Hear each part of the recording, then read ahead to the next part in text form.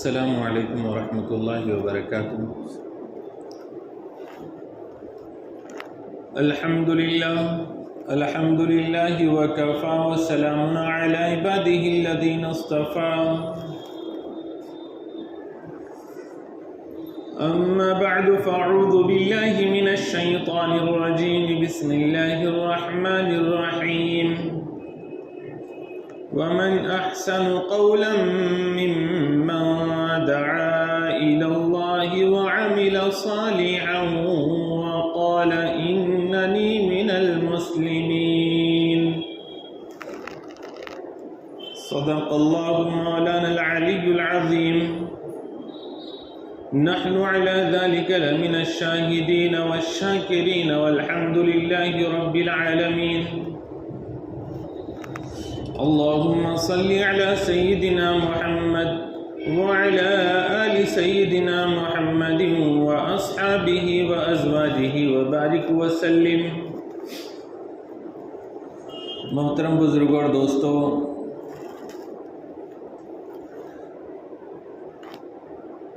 دعوت یہ مسلمانوں کا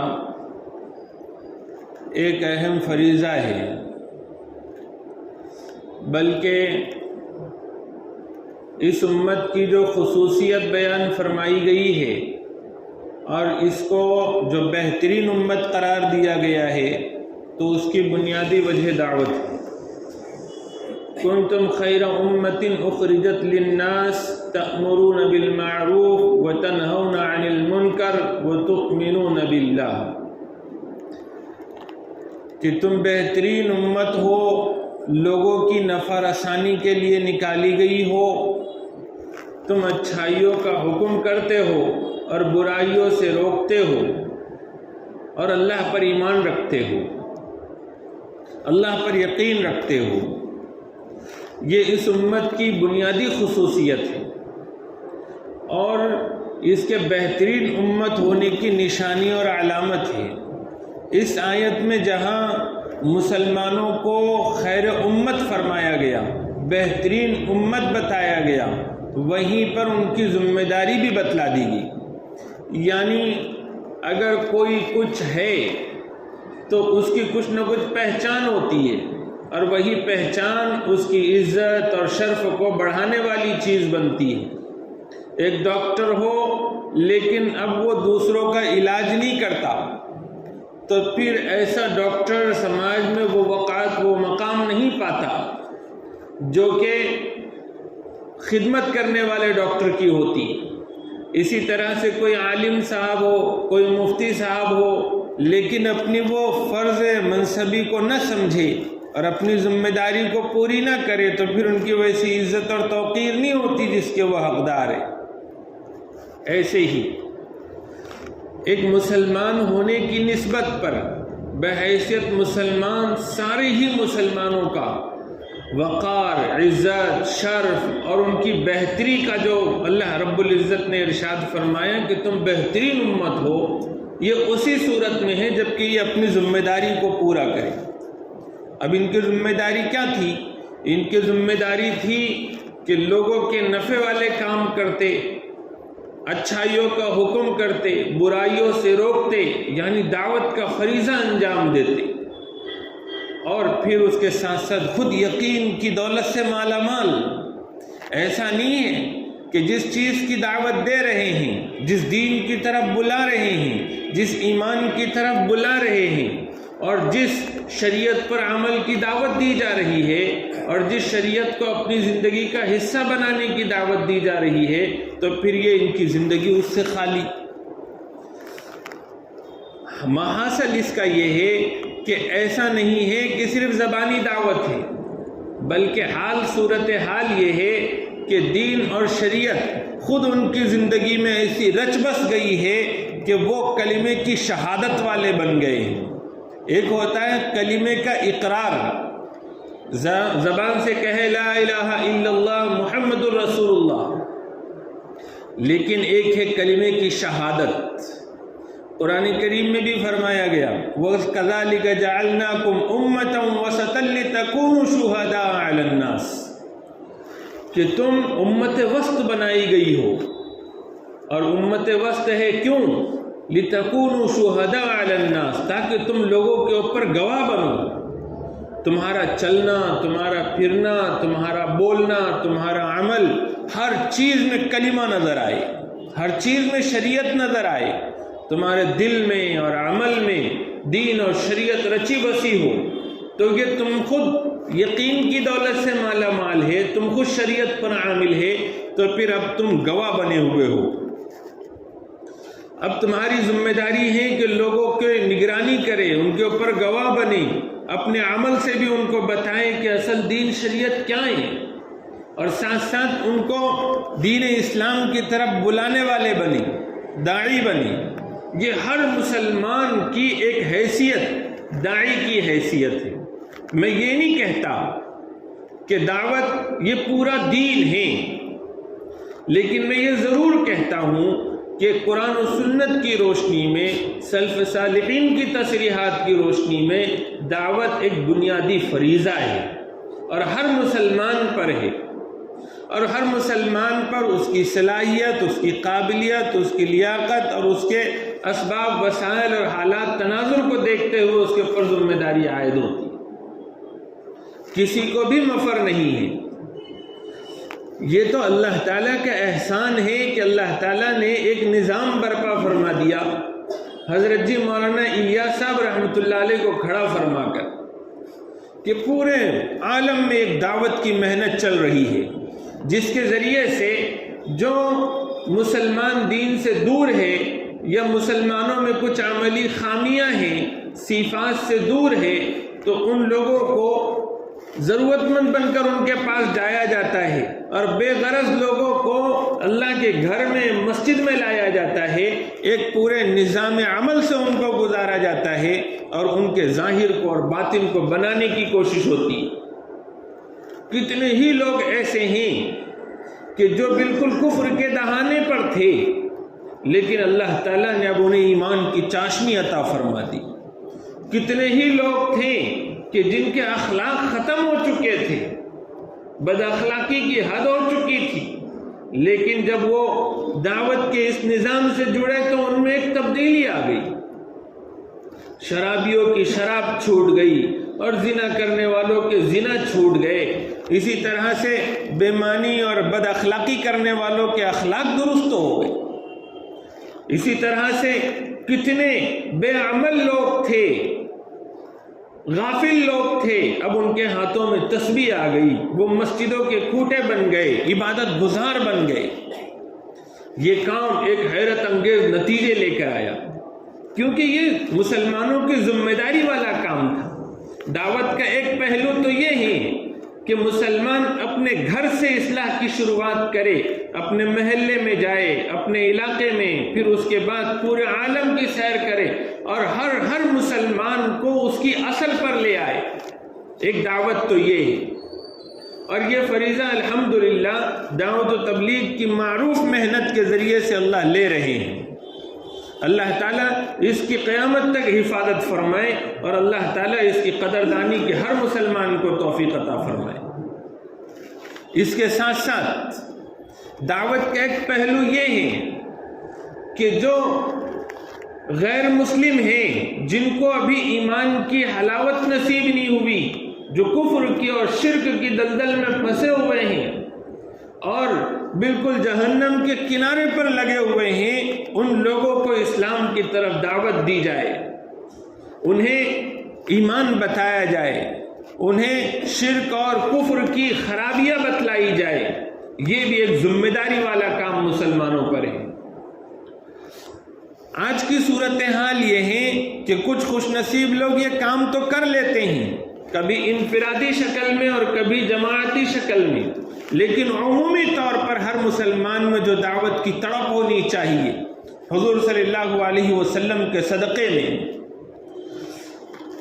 جیسے مسلمانوں میں بھی مسلمانوں کی اصلاح کے سلسلے میں جو تڑپ ہونی چاہیے تو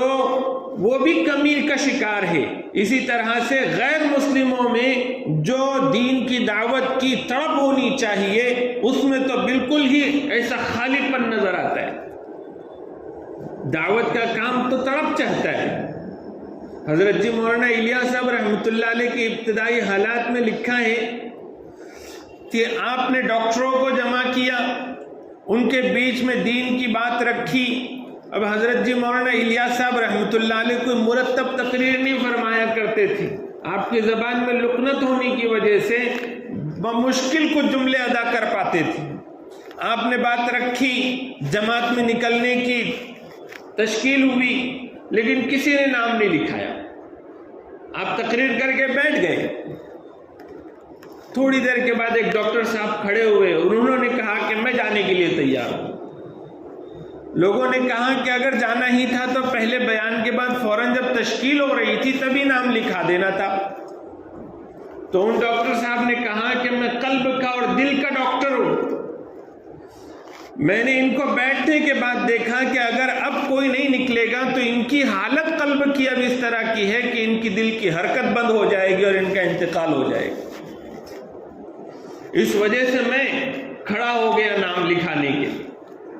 جو دل کی تڑپ حضرت جی مولانا الیاس صاحب رحمۃ اللہ علیہ میں تھی، جو مخلصین جماعت کے کام سے جڑتے ہیں، ان میں بھی وہ چیز پیدا ہوتی ہے، اور اسی کی برکت سے آج پورے عالم میں یہ محنت چل رہی ہے اور یہ اپنے ثمرات اور فائدے دکھا رہی ہے۔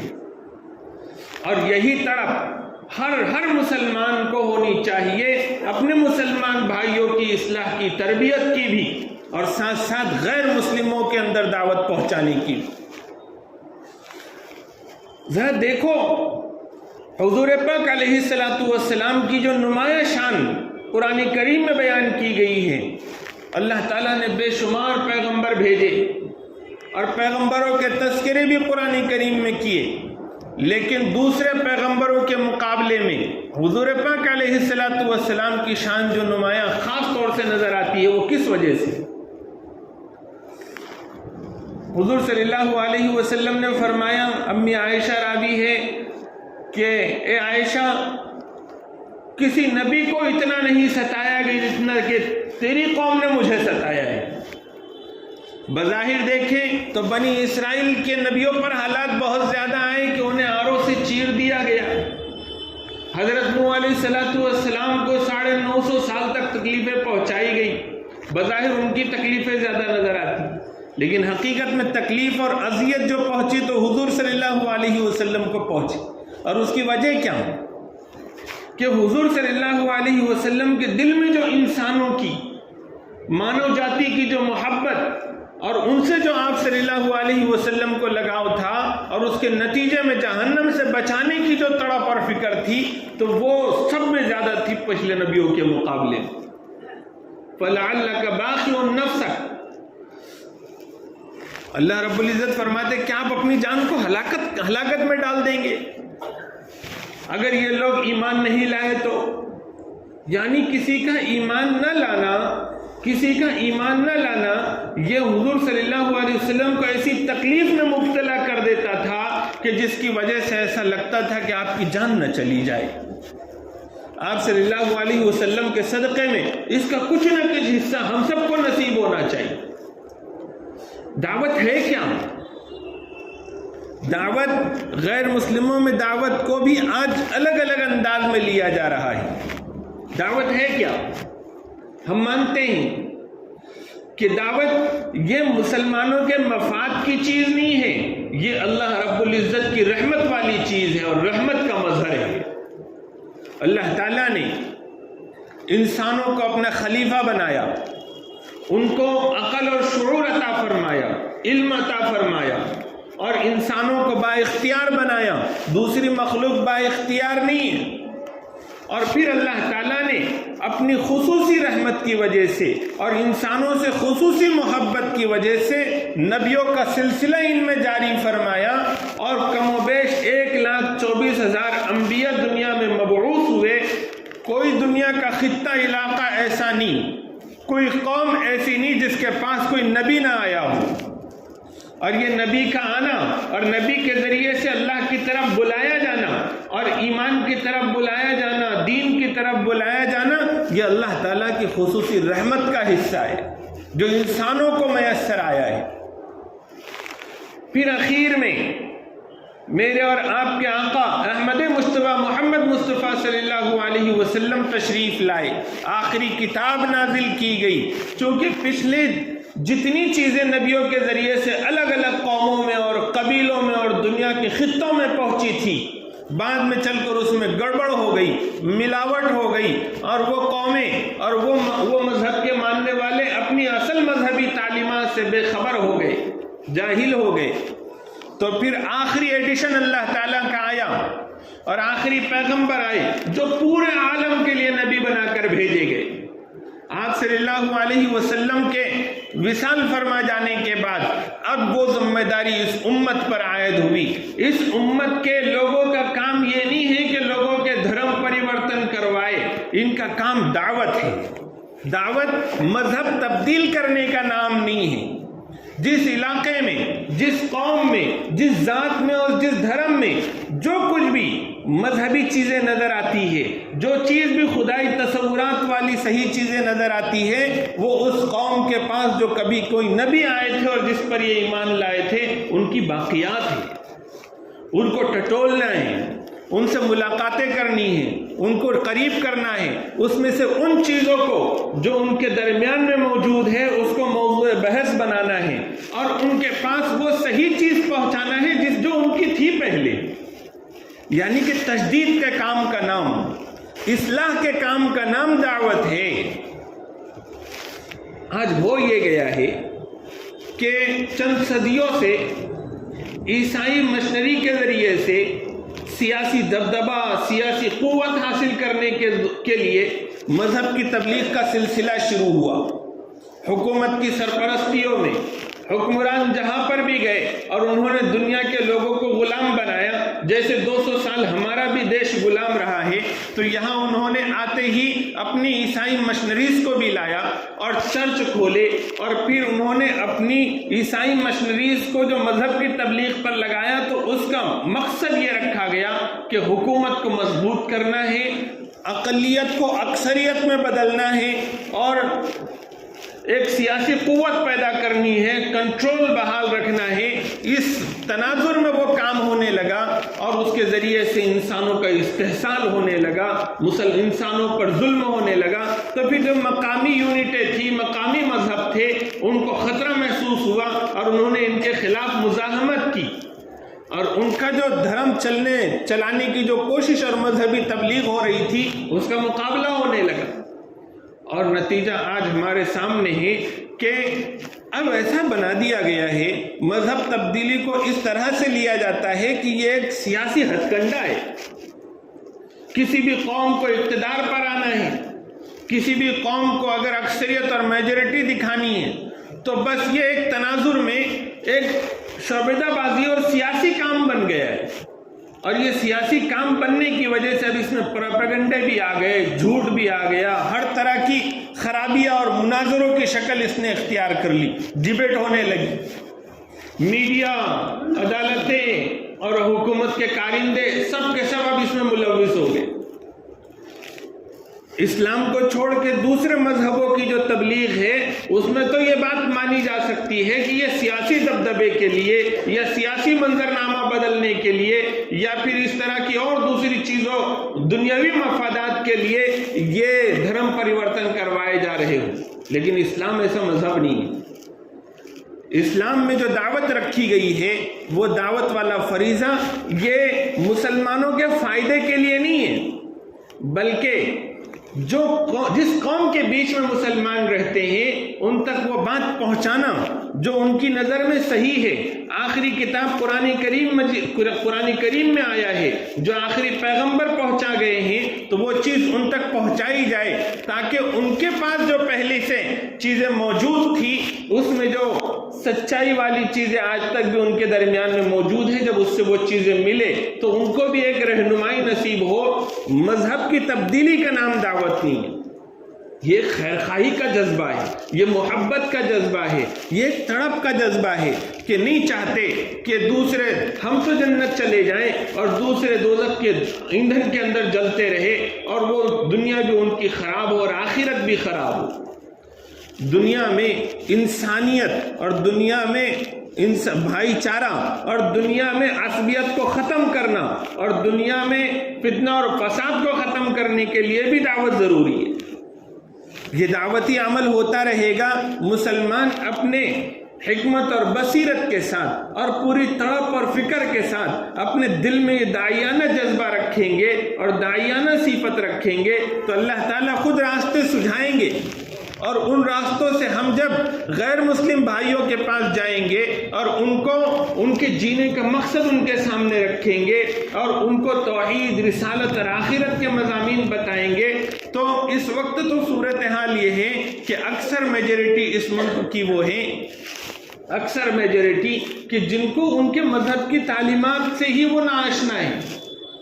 صحیح جو ان کی مذہبی کتابیں ہیں تو ان کتابوں تک ہی ان کی رسائی نہیں ہے اور پہنچے نہیں ہیں، بس کسی نے کچھ بتا دیا وہی چیز چل رہی ہے۔ اگر ہم لوگ ان تک پہنچیں، دعوت کے لیے بہت کچھ حالات سازگار ہیں۔ ہاں، اگر سیاسی ہتھ کنڈا ہو اور پھر دھرم پریورتن والی چیزیں ہو تو اس کے لیے پھر تو حالات بڑے دیگر وہ نظر آتے، لیکن مسلمان پوری خیر خواہی کے جذبے کے ساتھ کسی کا مذہب نہیں تبدیل کرنا ہے، ایک دعوت والا فریضہ پورا کرنا ہے، پوری ہمدردی اور خیر خواہی کے ساتھ ہم کو ایک انسان کی دنیا اور آخرت کی فکر کرنی ہے اور اس کے اخلاق اور کردار کو سنوارنے کی فکر کرنی ہے، تو اسی کا نام دعوت ہے۔ اگر یہ دعوت والا عمل اگر ہمارا ہوتا رہے گا تو جس طرح سے اس دعوت کے نتیجے میں سامنے والی جو مدعو قوم ہیں جن کو دعوت دی جا رہی ہے تو اس قوم کو اللہ رب العزت ہدایت کے لیے قبول فرمائیں گے، ان کی دنیا آخرت سنورے گی، ایسے ہی دعوت دینے والے بھی اللہ تعالیٰ کی رحمت کے مستحق بنیں گے۔ حضور صلی اللہ علیہ وسلم نے فرمایا ارحموا من فی الارض، تم جو زمین میں رہتے ہیں ان پہ رحم کرو، یرحمکم من فی السماء، تو تم پر وہ جو آسمان میں رہتا ہے وہ رحم کرے گا۔ جب کوئی بیمار ہو، پریشان ہو، تکلیف میں ہو، کہیں کٹا اور مرا ہو، دل تڑپ جاتا ہے اور خدمت کے لیے ہم لوگ دوڑتے ہیں، اس پہ رحم کھاتے ہیں، ترس کھاتے ہیں، تو اس پر بھی حضور صلی اللہ علیہ وسلم کی یہ حدیث کی روشنی میں اللہ کی رحمت ہوگی۔ لیکن ہمیشہ ہمیشہ کی جہنم سے کسی کو بچانے کی فکر ہوگی تو اندازہ کرو کہ اللہ رب العزت کی کتنی رحمتوں کے ہم مستحق بنیں گے۔ آج ہم کو بھی اللہ کی رحمت کی ضرورت ہے اور ہمارے دیش میں رہنے والا ہر ہمارا غیر مسلم بھائی یہ بھی اللہ کی رحمت کا مستحق ہے۔ حالات دن بدن ایسے بنتے چلے جا رہے ہیں کہ عصبیت بڑھ رہی ہے، سیاسی ہتھ کنڈے بڑھ رہے ہیں، پروپیگنڈا بڑھ رہا ہے، اور جو کمزور لوگ ہیں وہ اور کمزور ہوتے چلے جا رہے ہیں، مہنگائی اپنے عروج پر ہے، اور بہت سارے مسائل سے آج یہاں دیش کے رہنے والے جوجھ رہے ہیں۔ ایسے وقت میں ضرورت ہے اس بات کی کہ ہم کسی کو اپنا پرایا نہ سمجھیں۔ قرآن کریم ہم کو یہ سکھاتا ہے کہ ہر نبی بس یہی آواز لگاتا ہے، یا قومی، جس علاقے میں وہ رہتا ہے اس علاقے کے سارے غیر مسلم اور اس علاقے کے سارے کافر اور مشرک بھی اس کے اپنی قوم کے شمار ہوتے تھے، وہ ان کو اپنی قوم سمجھتا ہے اور اپنی قوم سمجھ کر پوری ہمدردی اور پوری ناصحانہ اور خیر خواہی والے انداز کے ساتھ ان تک دین کی بات پہنچاتا ہے، اللہ کی بات پہنچاتا ہے۔ اللہ تعالیٰ فرماتے وَمَنْ أَحْسَنُ قَوْلًا مِّمَّنْ دَعَا إِلَى اللَّهِ، اس سے اچھی بات کس کی ہو سکتی ہے جو لوگوں کو اللہ کی طرف بلائے، وَعَمِلَ صَالِحًا، صرف دعوت ہی نہ دے، اپنے کردار کو بھی درست کرے۔ سب سے بڑی دعوت تو کردار ہی بنتی ہے۔ ایک مسلمان میں جب یہ جذبہ داعیانہ پیدا ہوگا کہ مسلمان ہونے کے ناطے ایک بنیادی فریضہ میرے ذمہ پر دعوت دین ہے، مسلمانوں کی اصلاح بھی ہے، غیر مسلموں کی اصلاح بھی ہے، اور وہ ذمہ داری میرے سر پہ ڈالی گئی ہے، تو یہ احساس اس کو خود کو بھی اپنی اصلاح پر مجبور کرے گا۔ اپنی ذات کی اصلاح، اپنا کردار، اپنا اخلاق، اپنا کیریکٹر ایسا بناؤ کہ ہمارے لیے راستے کھل جائیں کہ صاحب یہ تو بھلے مانس ہے، یہ تو اخلاق کے اعلیٰ معیار پر ہے۔